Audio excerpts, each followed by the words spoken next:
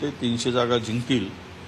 त्यामुळे हुकुमशहाचा अस्त हा ठरलेला आहे। राम कदम म्हणतात काही लोक गांजा पिऊन हे सगळं करतात, जर 4 जूनच्या निकालानंतर हे खोटं ठरलं तर संन्यास घेईल का, राजकीय संन्यास घेईल का? नाही, असं आहे, गांजा कोण पित होते हे महाराष्ट्राला माहित आहे।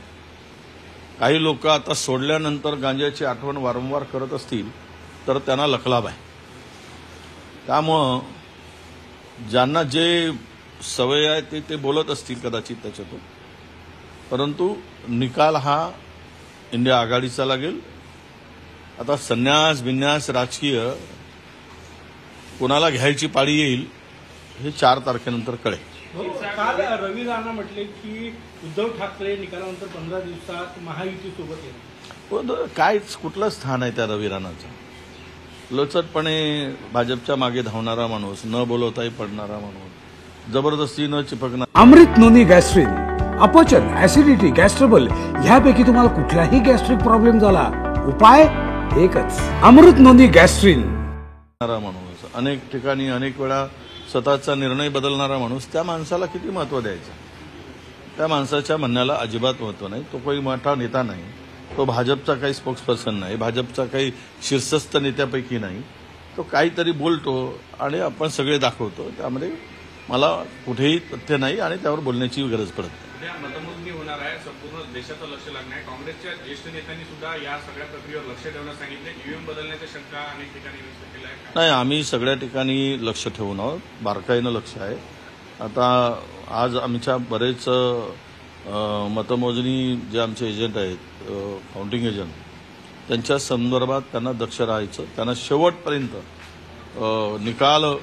अंतिम निकाल येईस्तोवर बाहेर पडायचं नाही, आहे तिथेच राहायचं। त्याच्या पद्धतीनं सुरुवातीलाच C-17 फॉर्मला टॅली करून घेतल्याशिवाय मतमोजणी करू नये अशी आमची आग्रही मागणी असणार आहे। तुम्ही पहिल्यांदा टॅली करून द्या, ईव्हीएम मध्ये झालेलं मतदान आणि आमच्याकडे असलेलं C-17 मतदान फॉर्म याची जर तपासून ते बरोबर असेल तर मात्र काउंटिंगला सुरुवात करा, अशी आमच्या सगळ्या उमेदवारांनाही आम्ही सूचना दिल्या आहेत। 1 तास लेट झालं तरी चालेल, पण ही मात्र काउंटिंग करण्याच्या पूर्वी ही तपासणी व्हावी, C-17ची आणि मशीनची टॅली व्हावी आणि मग मतदानाला सुरुवात करावं, अशी आग्रही मागणी आमच्यासाठी। काल आपले ज्येष्ठ नेते जयराम रमेश यांनी म्हटलं होतं की 150 जिल्हाधिकाऱ्यांना धमकावलं गेलेलं आहे, त्यावरून आता निवडणूक आयोगाने त्यांना नोटीस बजावली आहे, काय ते माहिती द्या? नाही, आता ते काय म्हणाले म्हणजे मी ऐकलं आहे, त्यांच्याकडे कुठल्या ना कुठले तरी सोर्स असेल, त्या आधारावर त्यांनी ती माहिती दिली असावी। थँक्यू। तर निकाल इंडिया आघाडीच्या बाजूने लागेल आणि संन्यास घेण्याची वेळ कोणाला येते हेही उद्या कळेलच, असं वडेट्टीवार यांनी म्हटलेलं आहे। 295 जागांचा विश्वास वडेट्टीवार व्यक्त करतायत। सोबतच ईव्हीएम आणि C-17 फॉर्मची टॅली होऊ द्या, मगच काउंटिंग सुरू करा, असा आमचा आग्रह असणार आहे। आम्ही उमेदवारांना सुद्धा त्याबद्दल सांगितल्याचं विरोधी पक्षनेते विजय वडेट्टीवार यांनी म्हटलंय।